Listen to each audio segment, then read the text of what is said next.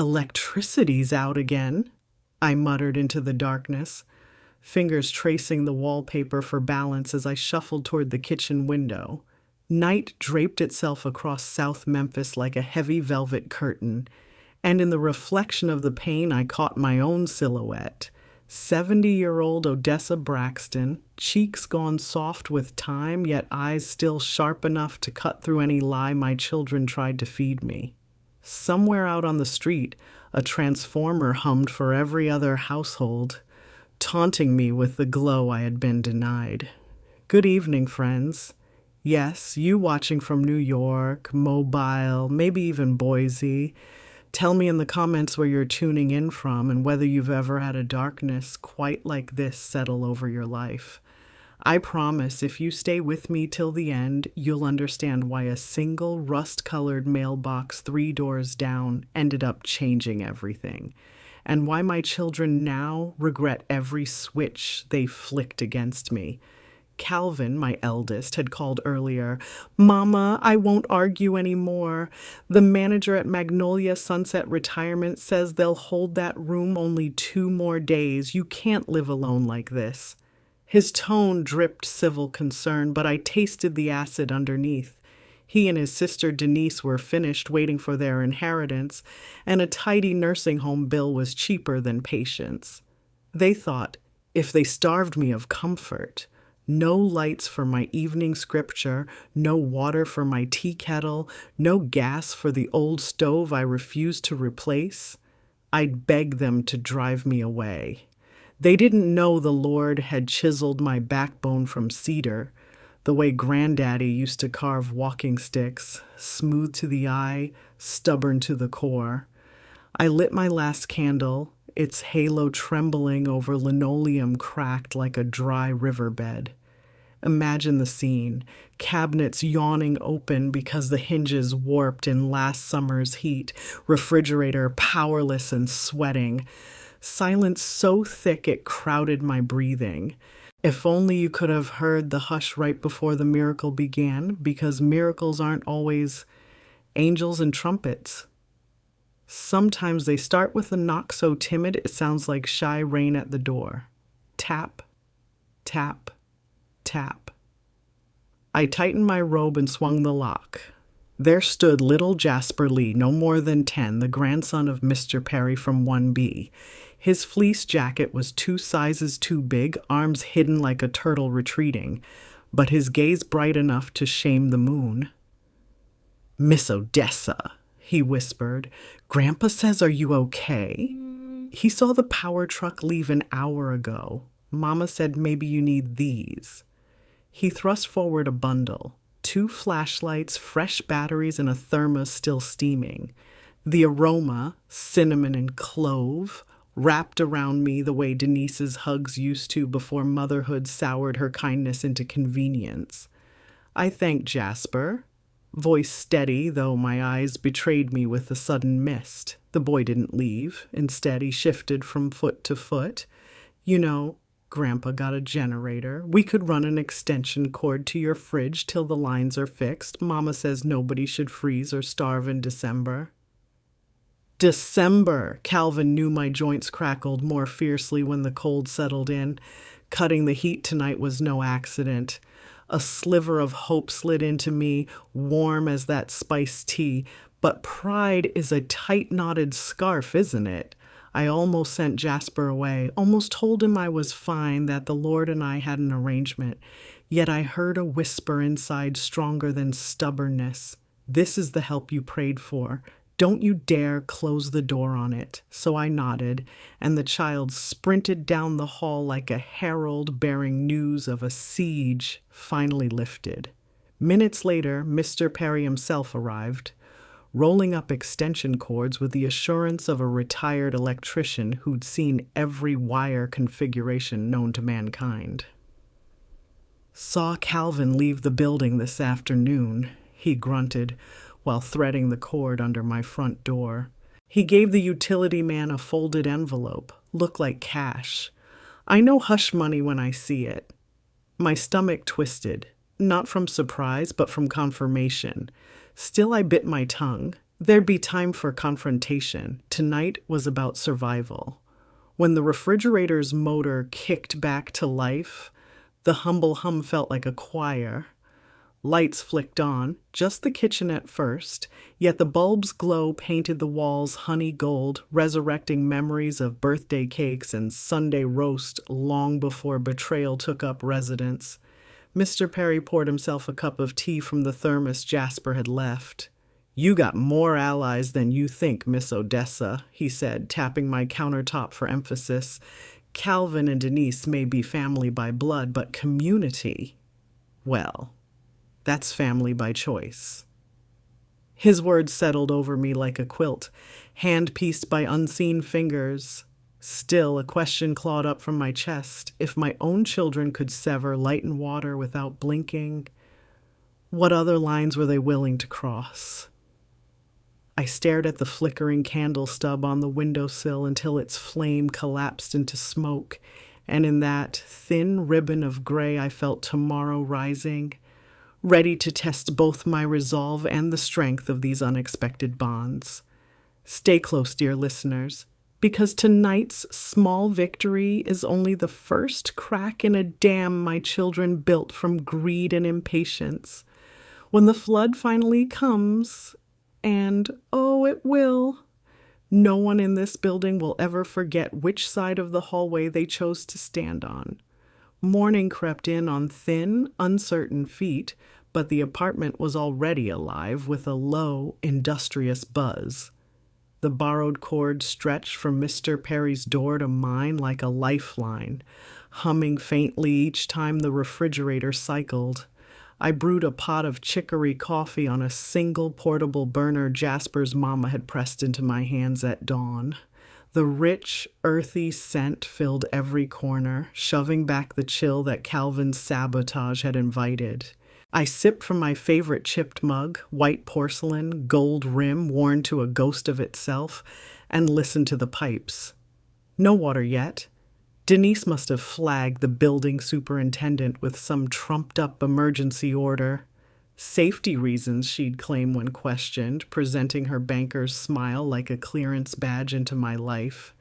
I pictured her manicured nails tapping a tablet, signing digital forms to turn my home into a cage of controlled discomfort. The thought tightened my grip until the mug's handle squeaked under my fingers. Footsteps shuffled in the hall. Through the peephole, I saw Gladys Monroe, the choir alto from upstairs, wobbling on arthritic knees, a bucket balanced against her hip. I opened the door before she could knock. "Morning, Miss Odessa," she wheezed, settling the bucket in my sink. "We dipped this from the maintenance spigot by the boiler. Might not taste sweet, but it'll boil clean." She winked, then raised her hand before I could protest. "Don't you turn stubborn. You've spent 30 years filling my freezer with pies. Consider this a slice returned." I nearly laughed until her eyes grew serious. "Child Protective Services came last night," she said in a hush, even though no children lived on our floor. "Apparently, someone reported Mr. Perry for endangering minors with that generator. The officer left confused when he realized the minor was Jasper helping an old lady keep her insulin cold." She patted my arm. "Your Calvin is poking hornets' nests, baby. Just be ready." Ready.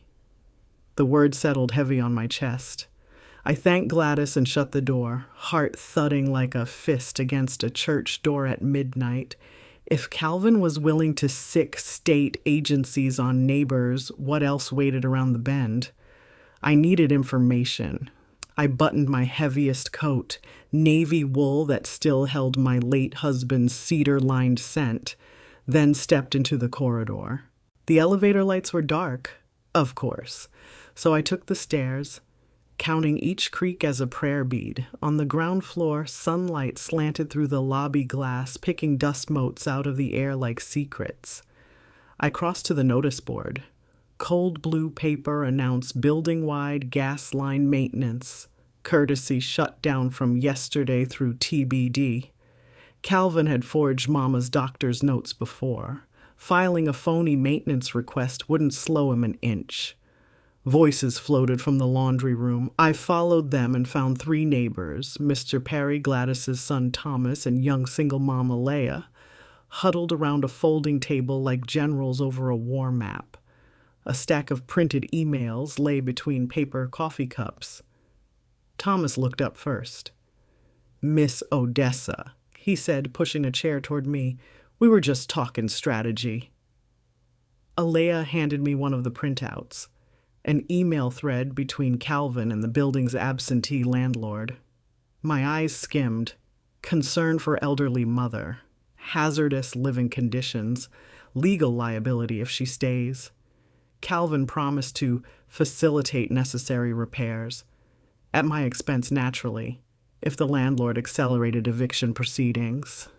My stomach flipped, but anger steadied it like a keel-meeting sudden tide. Mr. Perry tapped the page.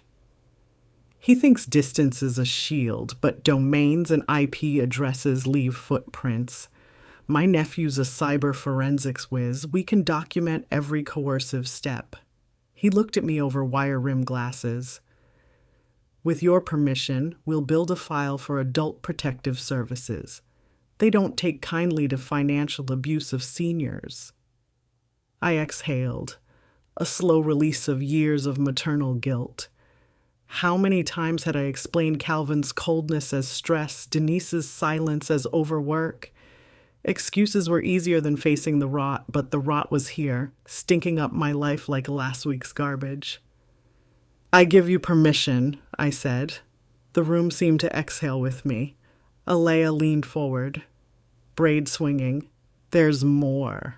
I work nights at Memorial Hospital. A friend in admissions said your daughter called, fishing for psychiatric evaluation protocols, trying to prove cognitive decline. Denise, the girl who once begged me to braid her hair tighter so the playground wind wouldn't tangle it, now gathering ammo to declare me incompetent." A tremor passed through my hands. Thomas reached across, covering them with his. "We're witnesses, Miss Odessa. They'll need more than rumors to erase you." The fluorescent light flickered overhead, but the room did not darken. Solidarity kept it bright. For the first time since Calvin pulled that first circuit breaker, I felt something stronger than anger or fear. I felt ballast.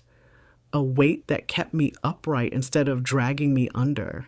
I thanked them, voice thick, and started upstairs with a new plan forming. Legal counsel, medical records in order, power of attorney revoked. Yet strategy was not the whole battle. Pride still whispered I should face Calvin alone, prove I wasn't the frail caricature he sold to the landlord. Pride nearly won, until I remembered Jasper's tiny fist knocking at my door. Back in my apartment, I folded a sheet of stationery and began writing letters.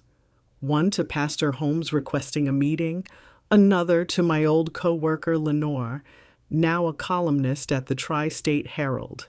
If Calvin wanted an audience, I'd choose one myself, one that valued elder voices over tidy inheritances. I sealed the envelopes just as the extension cord power blinked out. The fridge died mid-hum, lights snapped to black. In the sudden hush, I heard footsteps outside my door, measured, confident steps that belonged to a son who thought he'd finally cornered his prey. Stay with me, friends. Because the confrontation you're about to hear ended with a sound more shocking than any slap or shout, a sound my neighbors still talk about in hushed voices when the hall lights flicker. And that sound? It was the exact second the hunter realized the forest had teeth of its own. The doorknob turned before the knock. Calvin still had a copy of the key he swore he lost. He stepped inside in a pressed charcoal coat, brand new brogues clicking on torn linoleum as though the floor should be honored. His eyes swept the dark corners, registering the dead refrigerator, the limp extension cord, the candle on the counter guttering in a draft he hadn't expected. "Power's out again?" he said, voice syrup smooth for courtrooms and creditors. That's exactly what I've been telling Denise. This place isn't safe for you, Ma. I straightened my spine. Funny definition of isn't safe, child, when you're the one swinging the axe at the power lines. He gave a chuckle meant to feel paternal. You're confused. The grid in this neighborhood is ancient. You know that. He reached for the candle as if to snuff it between his fingers, and I slapped his wrist. The pop echoed off the cabinet, small but sharp, like kindling finally catching flame. Don't you dare, I whispered. This light wasn't yours to steal. Calvin's mask slipped a fraction. You can't manage here. The gas inspectors flagged 6 hazards. I've got paperwork. He produced a folder. Stamped signatures, highlighted dangers, a photograph of my stove shot at a fish-eye angle to make rust spots look like chasms. The eviction notice comes next week. I already paid first and last month's rent at Magnolia Sunset. Paid with whose money? I asked, though I already knew. Last spring, he'd convinced me to co-sign a line of credit for emergency repairs. Turns out I was the emergency. He softened his tone. Mama, please. Think of how Daddy suffered those last months. You're alone. Magnolia's nice. A little pond, bingo, in-house nursing, and direct deposit of my pension into an account you control, I finished. Don't play preacher now, son. You lost your altar. Calvin inhaled hard, angry nostrils flaring. I stepped closer, candle between us, and watched the flame paint his ambition across the planes of his 40-year-old face. The lines carved by networking events and late-night poker, the faint pulse beating at the jaw when a risk turned into debt. You'd burn your own mother's house down, I said, if the insurance paid quick enough. He scoffed, but the pulse throbbed. No judge will believe that. Maybe not, I conceded, but Adult Protective Services might believe transcripts. I tapped the cheap radio on the table, its tiny red light showing the built-in recorder still running. Calvin followed my finger, lips parting when he realized I'd captured every word since the candle slap. Before he could speak, hinges squealed in the hall. Mr. Perry appeared clutching a yellowed clipboard. Behind him, Gladys, Thomas, and Alea fanned out like a choir.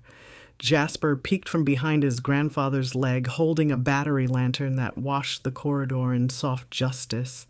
The neighbors had come unasked, but not uninvited. Solidarity wrote its own summons. Mr. Perry cleared his throat. Miss Odessa, ma'am, I finished that statement you requested. He raised the clipboard. Need your signature.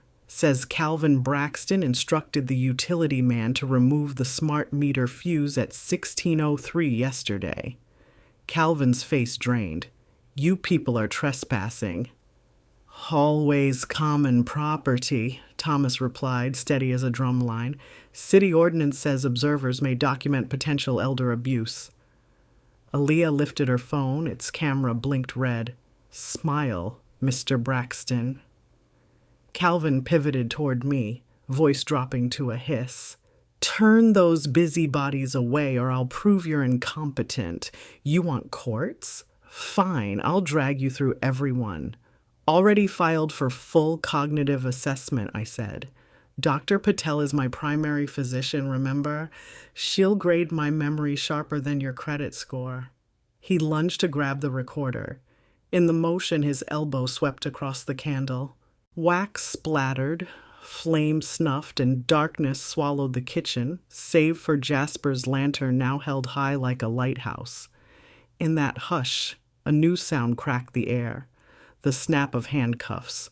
2 silhouettes stepped from the stairwell, uniformed officers summoned by Mr. Perry's earlier call. The clack of metal closing around Calvin's wrists was the sharp, unlikely percussion my neighbors would recount for weeks. Not an arrest yet, but a detainment for questioning on suspicion of utility tampering and reckless endangerment. Calvin stammered legalese. The officers recited Miranda. Denise's name spilled from his lips in panicked syllables, and as they guided him into the hallway, Jasper's lantern illuminated faces along the corridor.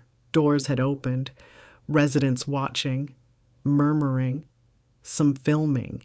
The forest had teeth indeed. When the last radio chirps faded down the stairs, I set the overturned candle upright, struck a match, and relit the wick.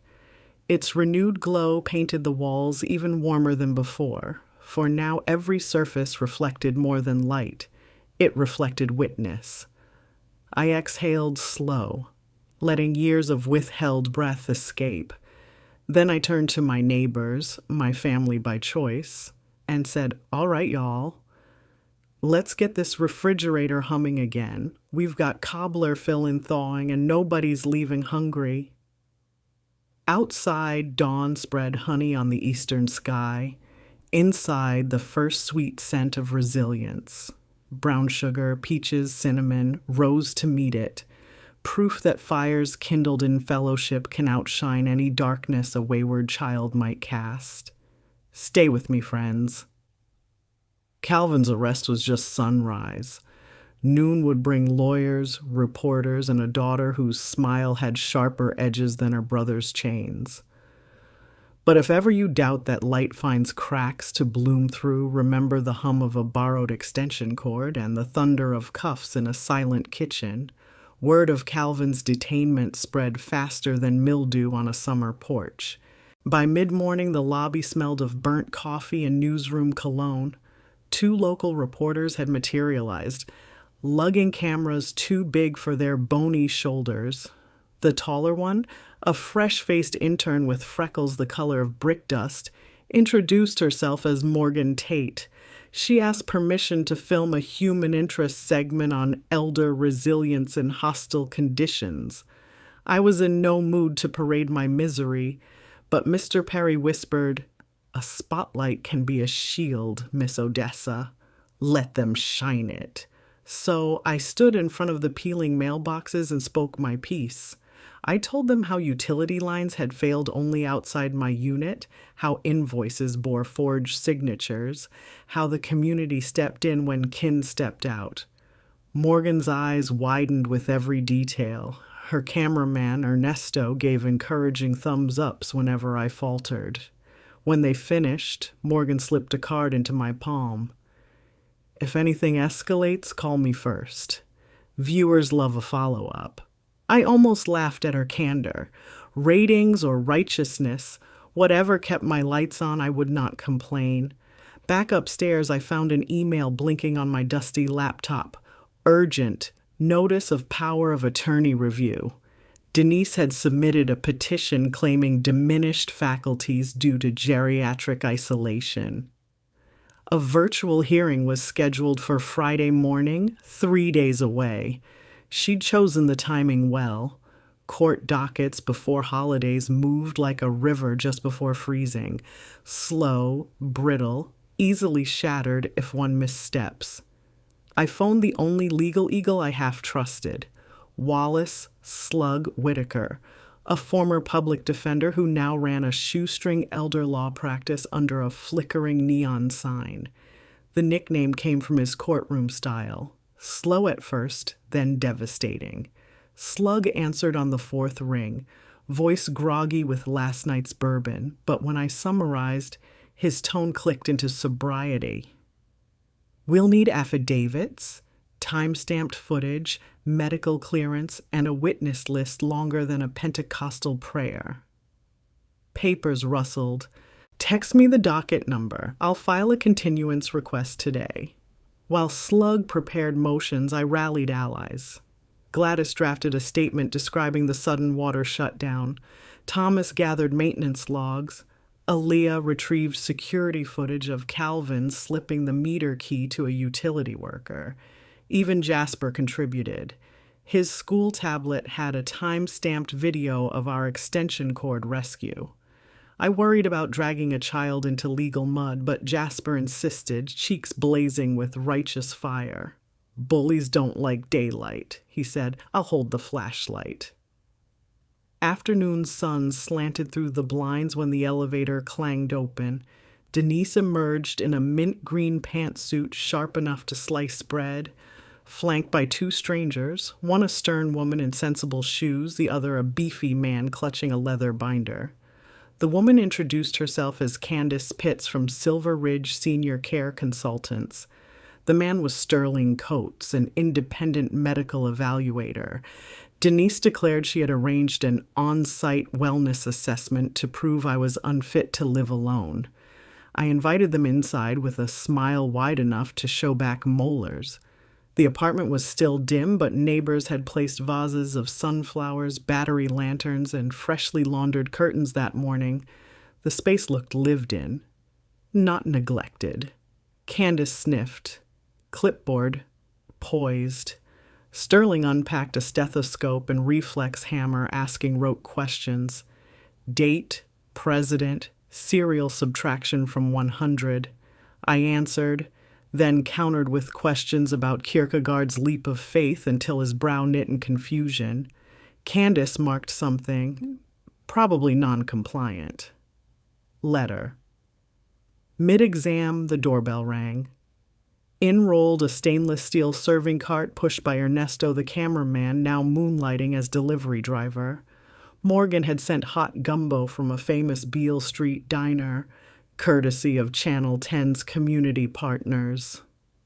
The aromatic steam filled the room, fogging Candace's glasses. Denise's composure faltered. Nothing ruins a hostile takeover like hospitality in full bloom.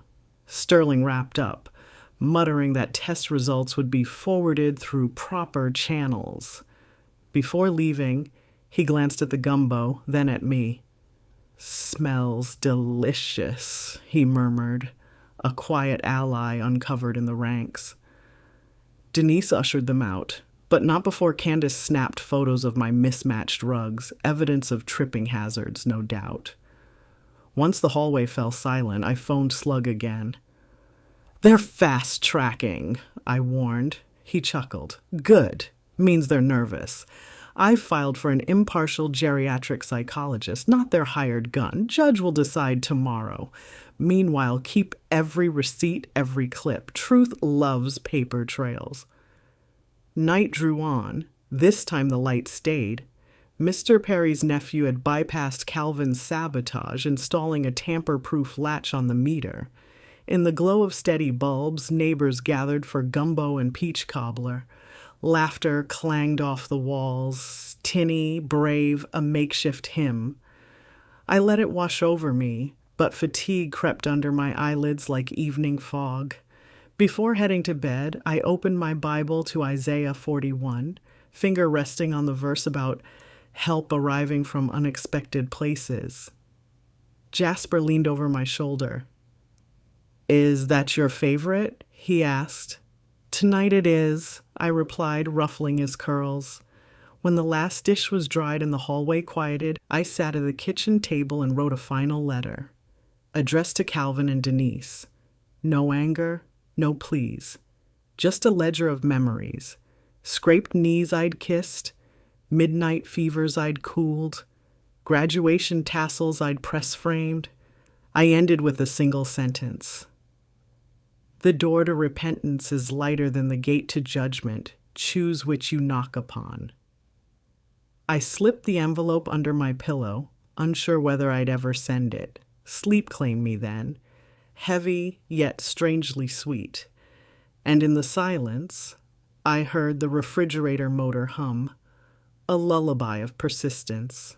Morning would bring the judge's decision on the psychiatric evaluator, reporters' questions, and the first public airing of Calvin's recorded confession. But for now, inside 4 battered walls bright with borrowed courage, I rested easier than I had in years, swaddled not in compliance, but in the steadfast weave of community. Sunlight pooled on my quilt like spilled butter, warm and heavy. For one heartbeat, I forgot the siege and let the heat soothe my stiff spine the way Clarence used to when his big carpenter hands kneaded away my worries. Then a ringtone shattered the calm. Slug's old rugged cross tinny through my bedside phone. I braced for bad news. Judge approved our motion, he announced. Voice brisk and bright as church bells after a storm. Your kid's hired evaluator is out. Dr. Amalia Greer will perform the cognitive exam instead. Neutral, board certified, and nobody's lapdog. I exhaled relief. Slug wasn't done. Court moved the hearing to Monday, gives us 5 days, enough to stack evidence like firewood. I'll be over tonight with paperwork. 5 days felt generous and terrifying all at once. Time to win, time to lose. After breakfast, lukewarm gumbo and a stubborn biscuit, I joined Mr. Perry in the basement storage cages. We boxed Calvin's old toys I'd promised to mail his own sons. They'd never arrive because he lost the address.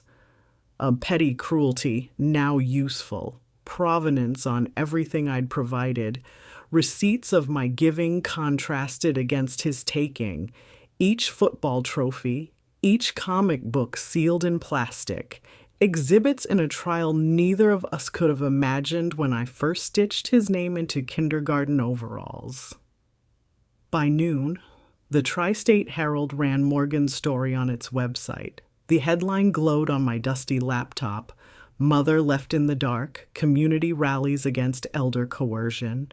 Within an hour, my inbox swelled with strangers' messages. Women in Idaho, veterans in Delaware, a Sunday school class in Oregon promising prayers and portable heaters if I needed them. Denise must have read the article too, because she called at 3. I'm hurt you've turned this into a public spectacle, she began, the wounded dove act shaking under strain. All we want is your safety.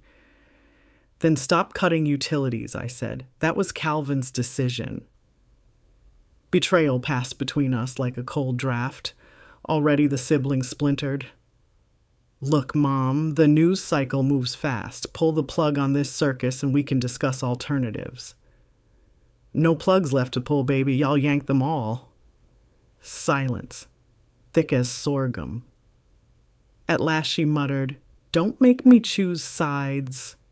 I almost laughed. She still believed she could hover above the fray, untouched by mud. The choice was yours the minute you filed that petition, I replied. Monday you'll stand on whichever side you built. I spent the afternoon scanning birth certificates, mortgage statements, Clarence's will, every legal proof of mind and property. Aaliyah's kitchen became our command post. Laptops open, affidavit templates blinking. Gladys brewed chicory strong enough to revive the dead. Even shy Mr. Gomez from 4C appeared with a thumb drive packed with hallway camera footage Calvin hadn't noticed. Around dusk, a storm rolled in, thunder shouldering the clouds aside. Wind rattled my windows, but inside the apartment glowed bright. 4 lanterns, 2 lamps, 1 defiant soul. Slug arrived drenched, smelling of peppermint schnapps and determination. We reviewed affidavits until midnight, the rain drumming time on the sill. At 1 he leaned back, eyes bloodshot. We've got a case sturdier than bedrock, he said, but courtrooms aren't gardens of justice. They're casinos. Odds favor the house unless we tilt the table. How do we tilt it? Monday morning reporters will be outside the courthouse. Walk-in flanked by neighbors, cane high, head higher. Narratives sway judges more than briefs. He snapped his briefcase shut. And keep that recorder on you. Truth captured in your own voice is dynamite. After he left, I couldn't sleep. I paced the hallway, listening to rainwater laugh in the gutters, and prayed. Not the timid prayers of yesterday. These were warrior psalms hammered on heaven's gate. When my knees tired, I sat by the window. Across the courtyard, a single apartment lamp burned. Little Jasper, hunched over homework. He looked up, saw my silhouette, and waved. A child's casual blessing, small yet mighty. I waved back, heart swelling past fear's boundary. At dawn, the storm broke. leaving air so clean it tasted like mint. I brewed fresh coffee, the real stuff, no chicory filler, and stepped onto the stoop. There, leaning against the rusted rail, stood Calvin, no coat, no tie, just a hoodie that sagged on his shoulders as if regret had added 10 hidden pounds. "Judge revoked my emergency access to your accounts," he said without greeting. "Bank froze the joint credit line, too." Night shadows clung under his eyes. "I'm in trouble, Ma." The mother in me twitched, remembering scraped knees, piano recitals, how he'd once pressed wilted dandelions into my palm, crying, "For you, Mommy." But memory alone cannot outrun consequence. I folded my arms. "Trouble has a front door, Calvin, and you opened it wide." He stared at the pavement. "What do you want?" "Accountability, respect, maybe someday repentance. Start with a written apology to every neighbor you endangered." His jaw worked, grinding the pride he couldn't swallow. "Will you drop the charges?" I shook my head. "Justice isn't mine to trade. Walk the road you paved." He left without another word, shoulders hunched like a man shrinking into boyhood. I watched until the corner swallowed him, sorrow mixing with hard-won peace. Children choose their paths. Mothers pray they find the right compass before night falls for good. Back upstairs, letters from strangers kept arriving, stories of aging parents extorted for property, widows gaslit into institutions. The pattern was national, the hurt intimate. I realized then that Monday's hearing wasn't just my battle, it was a crack in a wider dam. If we won, water could rush out for thousands trapped in silent darkness. So I dressed in my Sunday best, a cobalt dress Clarence loved, pearl earrings, the cane he carved from cedar, and rehearsed my testimony. Words flowed steady, anchored in truth. Yet one detail I kept close, a final iron tucked beneath velvet. Jasper's video of Calvin bribing the utility worker. Slug called it our ace. I called it my son's mirror. Sometimes you must let a man watch his reflection shatter before the shards can be swept away. As sunset, neighbors gathered one last time, laying hands on my shoulders in a ring of quiet blessing. Light spilled through the window, touching each face. Brown, beige, coffee, cream. Different histories stitched into one quilt of resolve. I felt the warmth seep into bone, knitting fractures I hadn't known were there. We broke up just after 10. Jasper slipped me a folded note. "You've got this, Miss Odessa. Forest has teeth." I tucked it into my Bible right beside Isaiah. Sleep pressed gently then, and this time I welcomed it. Tomorrow we would rise before dawn, ride together to the courthouse in a caravan of borrowed minivans and borrowed courage.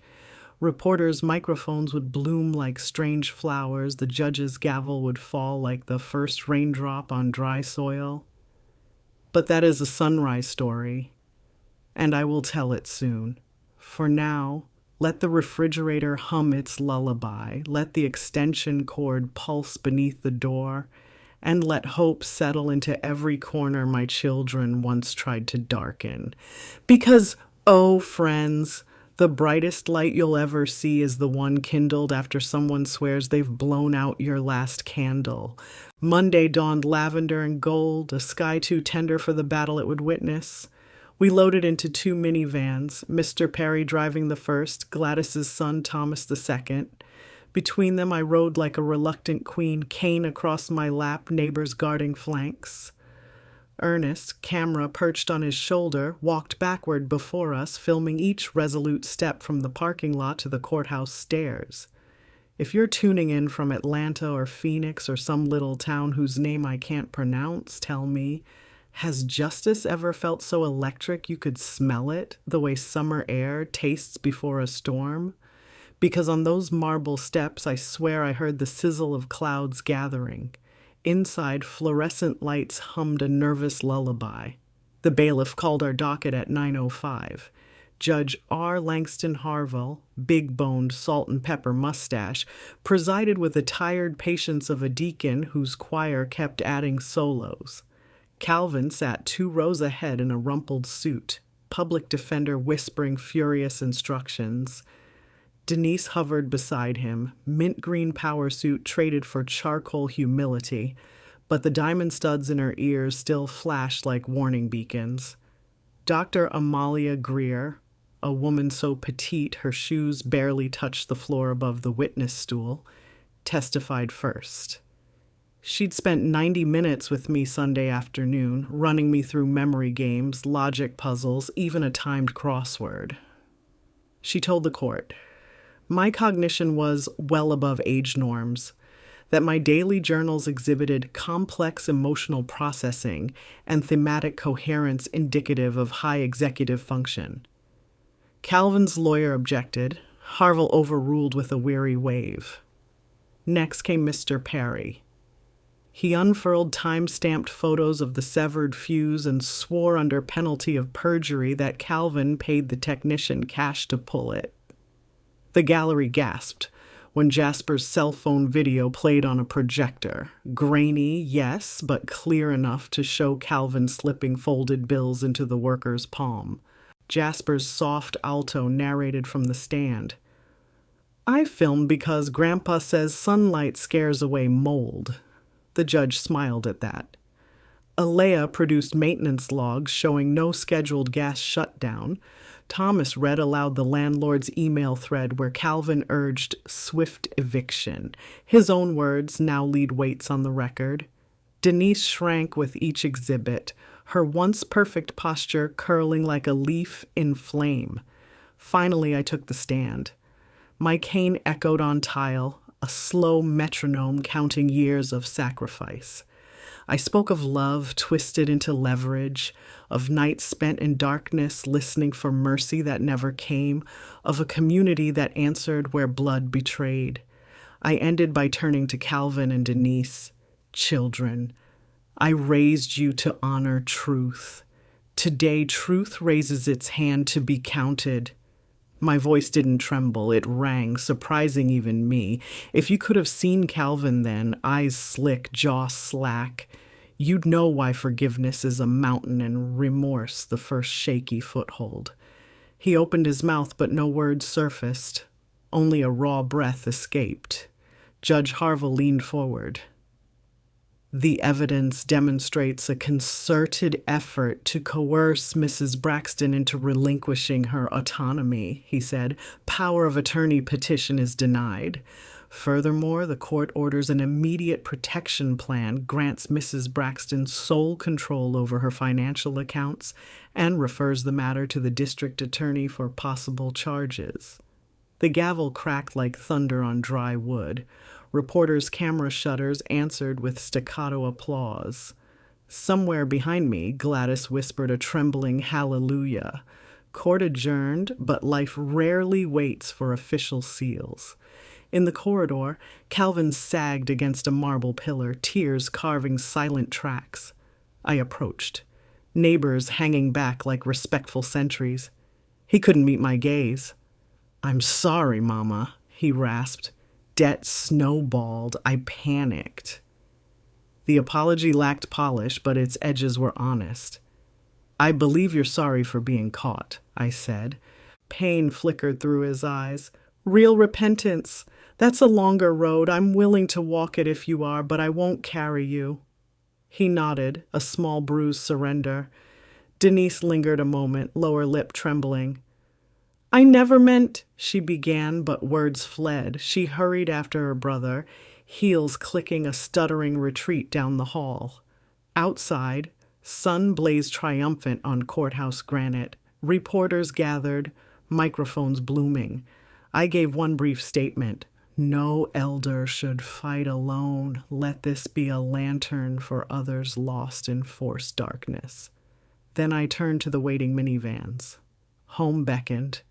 Home with power humming and gumbo leftovers waiting. Seasoned now with victory's bittersweet aftertaste. Back on my stoop, I addressed the camera one last time. Friends, wherever you're listening, Detroit, Dublin, Dakar, drop a comment about a time community carried you when kin failed. And stay tuned, because Denise's silence on those steps wasn't the end.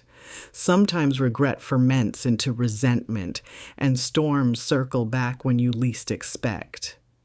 That night, as moonlight slid over the neighborhood like cool silk, a delivery truck idled at the curb. A single crate appeared by my door. No return address, just my name scrawled in Denise's familiar neat hand.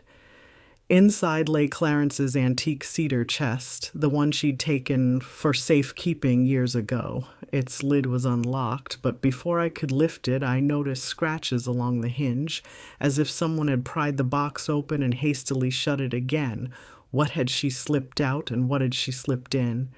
Don't stray far, dear listeners, because tomorrow I'll tell you how a widow's keepsake became a ticking fuse, and why the truest test of courage isn't facing darkness but opening a box when you can't be sure whether it holds memories or dynamite.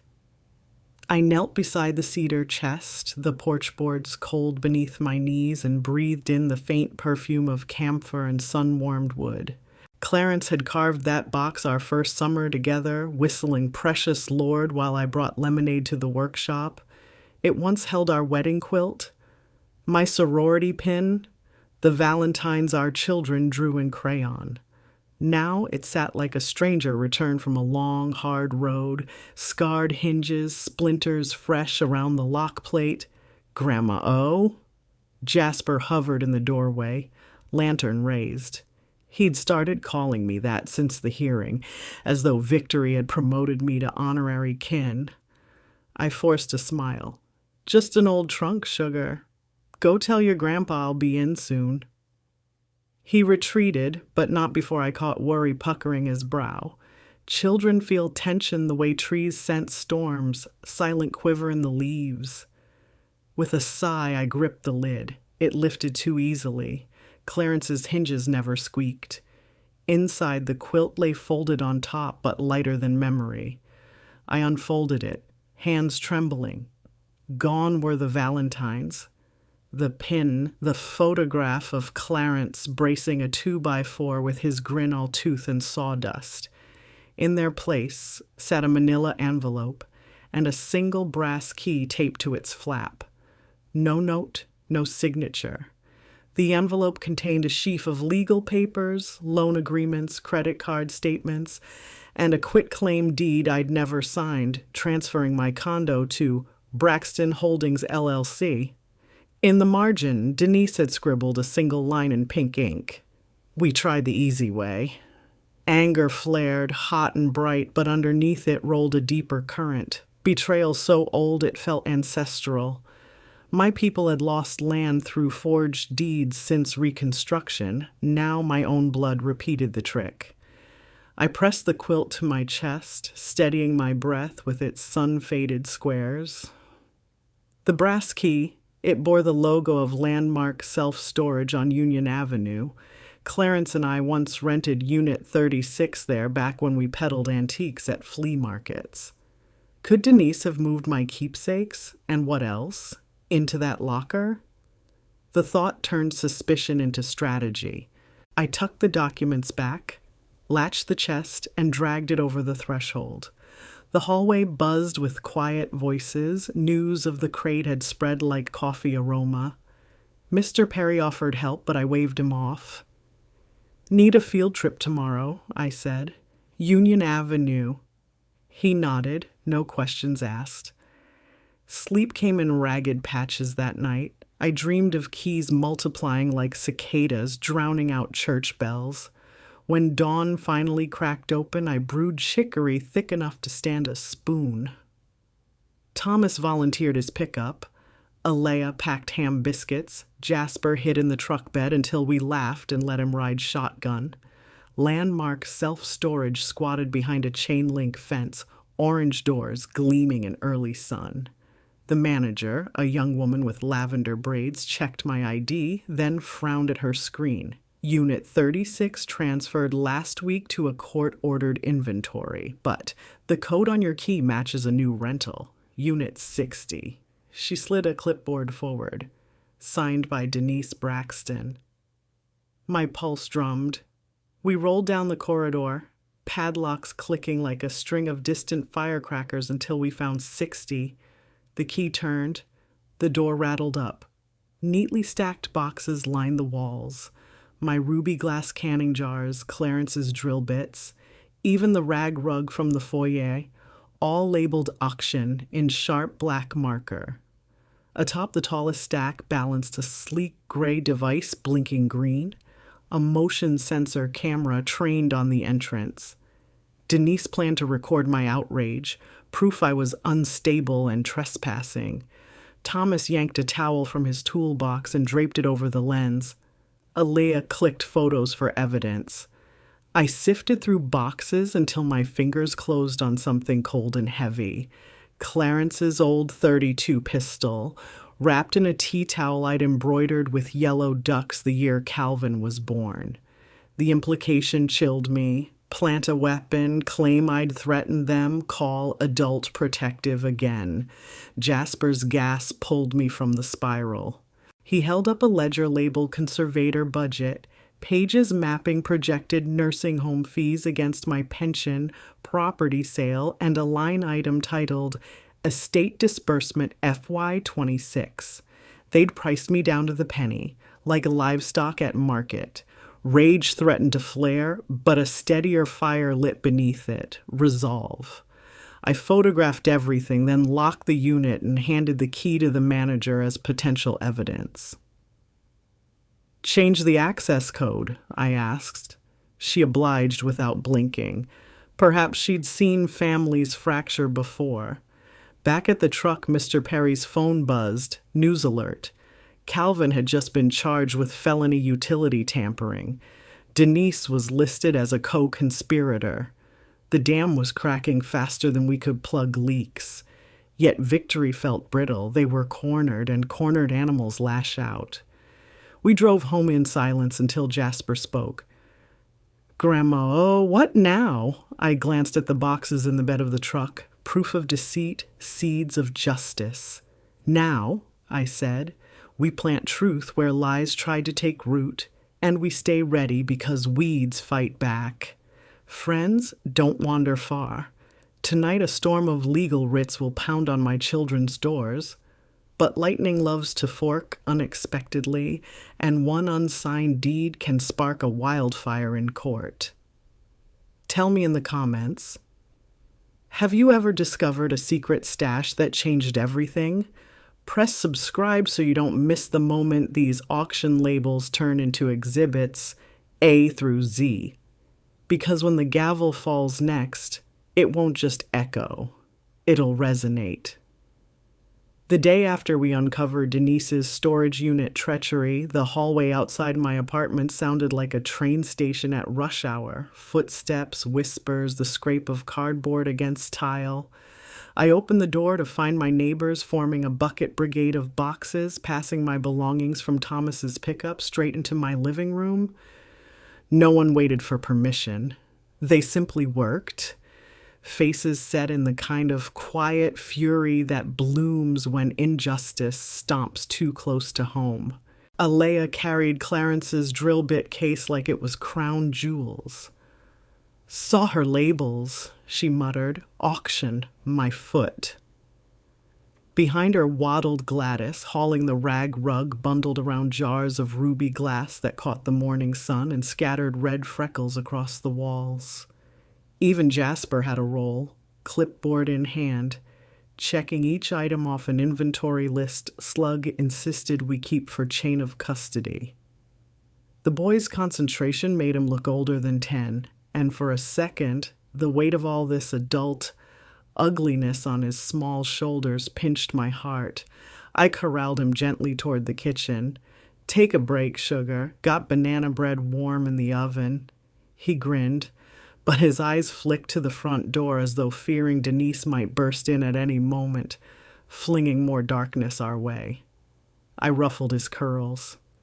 Storm clouds don't scare folks who know where the lanterns are kept. He exhaled, shoulders loosening, then dashed off for bread. When the last box landed, Mr. Perry locked the deadbolt and faced the room. Evidence sealed, docket numbers on every photo, he said, adjusting his glasses. Slugs filing a restraining order by 3. The words sounded clinical, yet the tremor in his voice betrayed the grandfather picturing a pistol planted to frame an old woman. I thanked everyone, poured chicory into chipped mugs, and tried to ignore the buzzing in my phone. Denise had called twice since dawn. Each missed call spawned a text. Let's talk. Then we can fix this. Then finally, a single broken sentence. They're taking him away. I pocketed the phone. Calvin's arrest had moved from rumor to reality overnight. The DA had added conspiracy to commit fraud. Protection orders do little for a mother's heart, but the law had to bite before healing could begin. Just after noon, Morgan Tate arrived with her cameraman, cheeks pink from the February wind. She filmed neighbors stacking evidence boxes like sandbags against a flood. When she asked how I felt, the answer rose unbidden: blessed and battle-worn. Battle-worn earned a headline within the hour. By 3 o'clock, the apartment resembled an impromptu war room. Charts sprawled across the kitchen table, loan timelines, forged signatures, phone records, screenshots, Slug patched in via video call from his cluttered office, sleeves rolled, tie askew. Judge likes paper, he reminded us, wagging a pen at the camera, and nothing sings in court like a timeline annotated with motives. He assigned tasks: Mr. Perry tracing utility payments, Aaliyah summarizing security footage excerpts, Gladys preparing a character statement that read like a gospel hymn. The afternoon blurred until the sun dipped, casting amber stripes through Venetian blinds. That's when a certified letter slid under my door, sued by Braxton Holdings LLC for theft of company property. Denise's final gambit. The audacity punched laughter out of me, sharp and startled. I held the envelope high. Well, look at that. My children just called my life company property. No one laughed back. Instead, an almost reverent hush settled. Jasper stepped forward. Tape recorder clutched like a talisman. We'll prove it's yours, he said. Simple words. Yet I felt them slot into place inside me like the last piece of a stubborn puzzle. Community isn't charity, it's shared custody of hope. We spent the next hour photographing every object. Clarence's pistol now sealed in an evidence bag, the tea towel embroidered with ducks, the ledger of projected nursing home profits. Each snapshot felt like driving another nail into the coffin of my children's scheme, yet sorrow pinged inside each hammer strike. Love, curdled, still remembers its sweeter days. After everyone left, I wandered the newly crowded apartment. The cedar chest sat open, its quilt draped across the sofa arm, bright squares glowing in lamplight. I traced one patch, navy polka dots on cream, and remembered Denise at 5, hiding beneath that very quilt during summer thunderstorms, squealing when Clarence roared like thunder to chase lightning away. I pressed my palm to the fabric until the ache in my chest steadied into purpose. Tomorrow the restraining order would be heard, and I'd face Denise across another courtroom aisle. Would she apologize? Doubtful. Would Calvin appear in shackles? Possible. But none of that changed the dawn's task. Rise, testify, protect the lanterns for those still stumbling in the dark. Friends, if you followed me this far, leave a comment about the heirloom you'd fight a courtroom full of sharks to defend. And keep your notifications on, because at sunrise I carry a quilt, a pistol, and a slap of truth into Judge Harville's chambers. And somewhere between the bailiff's call and the gavel's echo, A daughter's last bluff will either fold or ignite. You won't want to miss which way the flame leaps. I woke long before dawn. Candle already lit, its flame reflecting in the polished barrel of Clarence's .32 where it rested, empty and cable-locked, in an evidence bag on my kitchen table. Slug had insisted that the weapon travel with us. Context, he said, could change the temperature of a courtroom faster than July sun on blacktop. I ran my fingertips over the cedar cane Clarence carved, whispered a quick prayer for steady legs, and stepped into the hallway. Mr. Perry and Jasper waited like honor guards, Jasper clutching the digital recorder that had become our second heartbeat. Outside, the city still yawned, streetlights flickering off, shop owners rattling shutters open. Yet as we reached the courthouse steps, the air vibrated, charged by the swarm of cameras already corralled behind rope lines. Morgan Tate spotted me, offered a nod that felt less like journalism and more like friendship, then aimed her mic elsewhere. She understood some battles require silence until the first bell rings. Inside, Courtroom A smelled of coffee grounds and stale floor polish.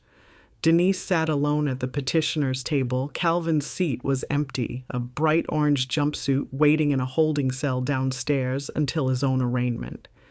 Denise had traded tailored suits for a conservative navy dress, but the pearl necklace at her throat gleamed like a dare. She glanced up, and for the briefest breath our eyes locked, hers stormy. Mine, I hoped, unflinching. Judge Harville entered, robes swishing like curtained thunder. He addressed the room.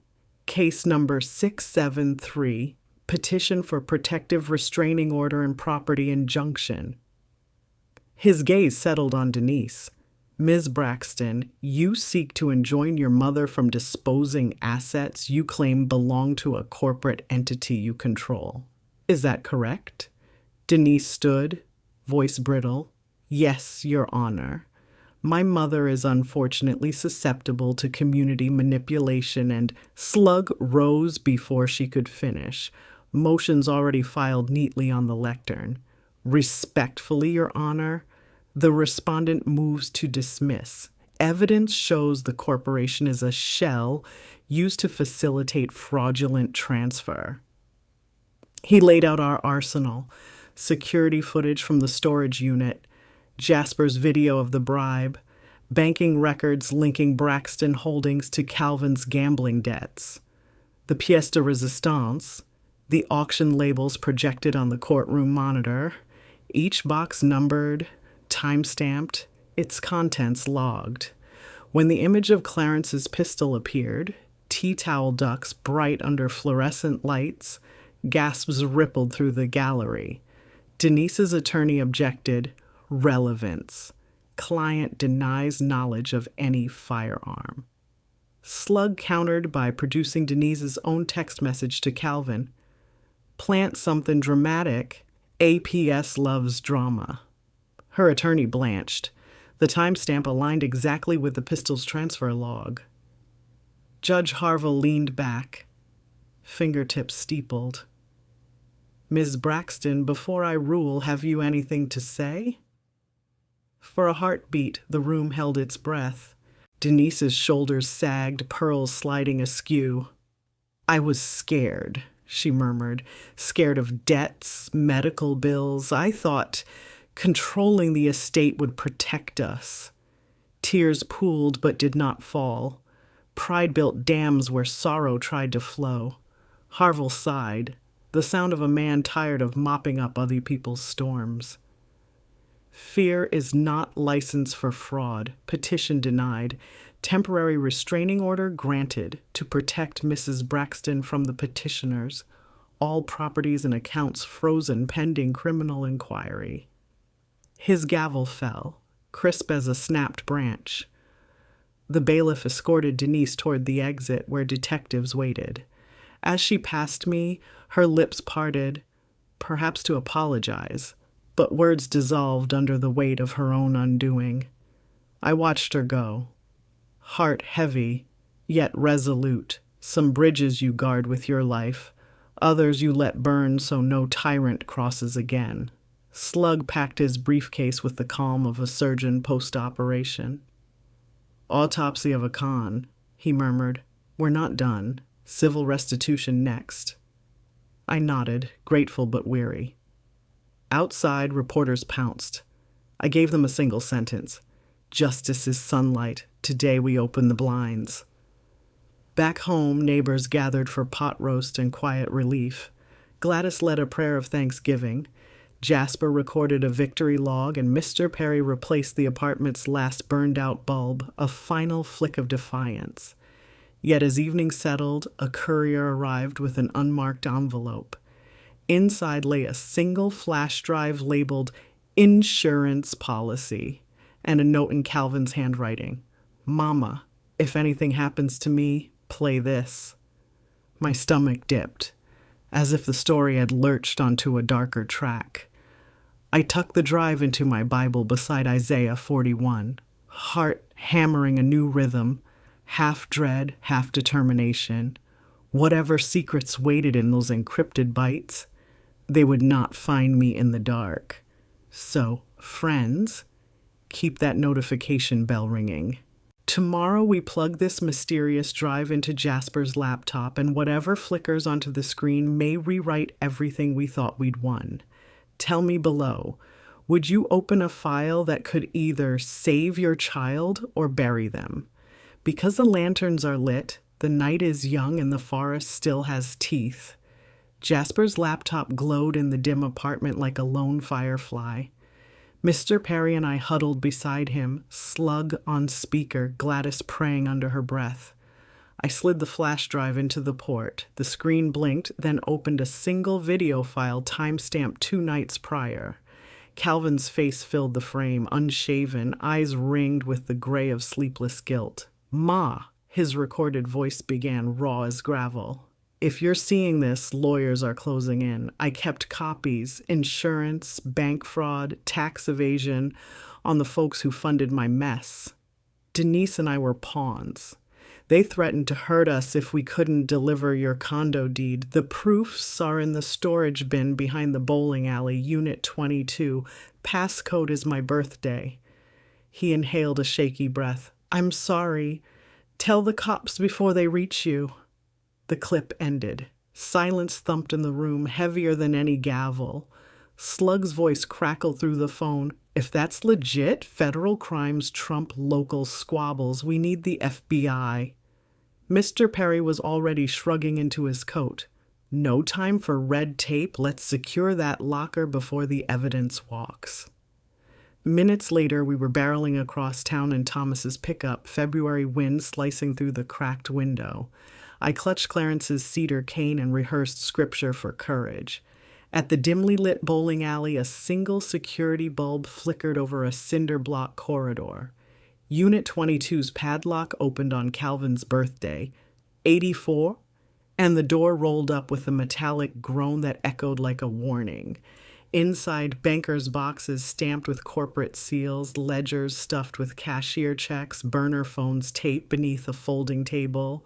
But what froze my blood was a leather briefcase perched dead center, its tag embossed L. Whitmore and Sons Insurance Syndicate. Slug whistled through the phone. Whitmore's under federal investigation for elder property scams in 3 states. Calvin stumbled onto the mother lode.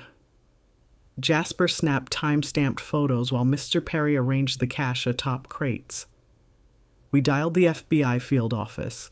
An agent dispatched a team instructing us to stay put, yet fate rarely obeys instructions. Tires screeched outside, doors slammed, footsteps thundered down the hall. 2 men in dark hoodies appeared, silhouetted by the faulty bulb. "Back away," the taller one barked, brandishing a crowbar. Jasper's breath hitched. My pulse hammered, but anger overrode fear.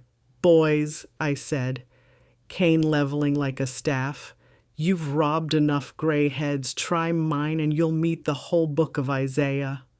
Crowbar Man advanced, then froze at the sudden strobe of police lights flooding the corridor behind him. Slug, it turned out, had phoned his cousin on the MPD tactical squad before we'd left home.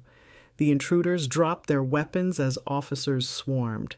Evidence sealed, suspects cuffed. We gave statements till sunrise pinked the sky. As the FBI van pulled away, Jasper tugged my sleeve. "Grandma O, does this mean it's over?" I knelt, resting a hand on his small shoulder. "Storm's breaking, sugar, only drizzle left to wash away." Yet drizzle can hide potholes, and one wrong step can soak a weary soul. Keep listening, because what the agents uncovered inside that briefcase turned Calvin's plea deal upside down and dragged a mother into one last crossroads she never asked to face. FOMO spark. Imagine discovering the final key to your freedom is also the lock on your child's future. Would you turn it? 3 days later, in a federal conference room colder than January stone, Agent Morales slid a photo across the table. Calvin shaking hands with Leonard Whitmore, dated 7 months ago. "Your son wasn't just coerced, Mrs. Braxton," the agent said softly. "He helped launder proceeds. Signatures match his." My lungs shrank. Calvin's video confession had earned good faith points, but this was complicity carved in ink. The plea bargain teetered. Afternoon light slanted in, striping the paperwork like prison bars. I closed my eyes, remembering my boy at 12, crying when a pop fly split his lip, promising never to let me down again. Promises age, consequences ripen. "What happens to him?" I whispered. "Cooperation can still reduce time," Morales replied, "but we need testimony tying Whitmore to interstate racketeering. Calvin's the link." I exhaled slow. "Then you'll have it. I'll convince him." That evening, jail visitation felt like communion in a stone chapel. Low voices, glass partitions, redemption offered for a price. Calvin's hands cuffed trembled on the counter. "Ma, they say years, maybe 10.